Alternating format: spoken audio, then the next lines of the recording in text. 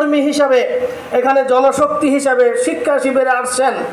আমরা অন্য অন্য সময় যে শিক্ষা শিবির করতাম, সেই শিক্ষা শিবির থেকে যে লেসন নিয়ে আমরা যেতাম, এই পরিবেশে শিক্ষা শিবিরের পরে আমাদের স্বপ্ন, আমাদের চিন্তা, আমাদের কাজের গতি অন্যান্য সময়ের চেয়ে অনেক পরিমাণ বেশি নিয়ে আমরা মাঠে ফিরে যাব ইনশাআল্লাহ।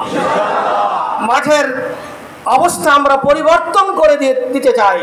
এজন্য আপনাদের কি ভূমিকা পালন করতে হবে?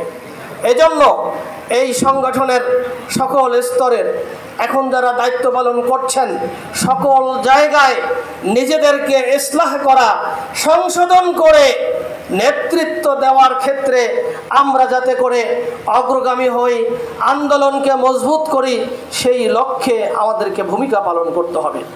আমি কোরআনের দুটো আয়াত তেলাওয়াত করে আমি কথা শেষ করব।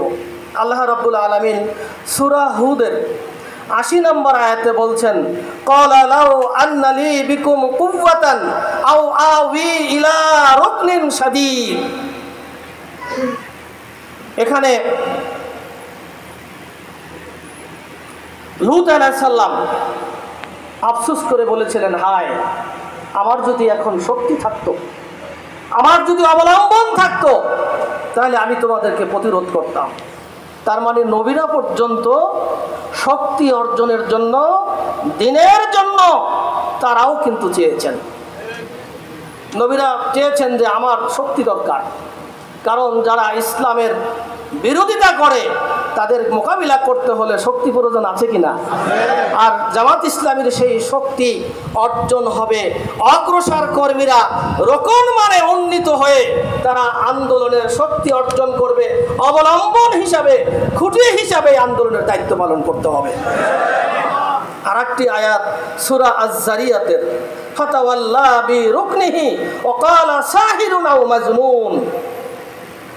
মুসা আলাইহিস সালাম যখন ফিরআউনের কাছে দাওয়াত নিয়ে গেলেন, তার যে পেশি শক্তি, এই পেশি শক্তি বলে মুসা আলাইহিস সালামের দাওয়াতকে তিনি প্রত্যাখ্যান করেছেন। শুধু তাই নয়, তাকে বলেছেন জাদুকর আর না হয় পাগল। আমাদের নেতৃবৃন্দদেরকে বিভিন্ন অপবাদ দিয়ে হত্যা করা হয়েছে। এই অপবাদ, এই ষড়যন্ত্র আজকের নতুন নয়, এটা পূর্বের নবী রাসূল থেকে এই ইতিহাস চলে আসছে। সেই ইতিহাসের ধারাবাহিকতায় আমাদের নেতৃবৃন্দদেরকে হত্যা করা হয়েছে, আমাদের নেতৃবৃন্দদেরকে শহীদ করা হয়েছে। আমরা সেই আবেগ অনুভূতি নিয়ে এই শহীদদের রেখে যাওয়া এই সংগঠনকে সামনের দিকে নিয়ে যাওয়ার জন্য আমরা যথাযথ ভূমিকা পালন করব, এই আহ্বান রেখে আজকের এই শিক্ষা শিবির আল্লাহর কাছে কবুলিয়াতের দোয়া করে আমরা আজকের সমাপ্ত করছি। সুবহানাকা আল্লাহুম্মা বিহামদিকা আশহাদু আল্লা ইলাহা ইল্লা আনতা আস্তাগফিরুকা ওয়া আতুবু ইলাইক। আসসালামু আলাইকুম ওয়া রাহমাতুল্লাহি ওয়া বারাকাতুহু। আসরের মতোই নামাজের জামাত হবে, ৫ তলায় জামাত হবে।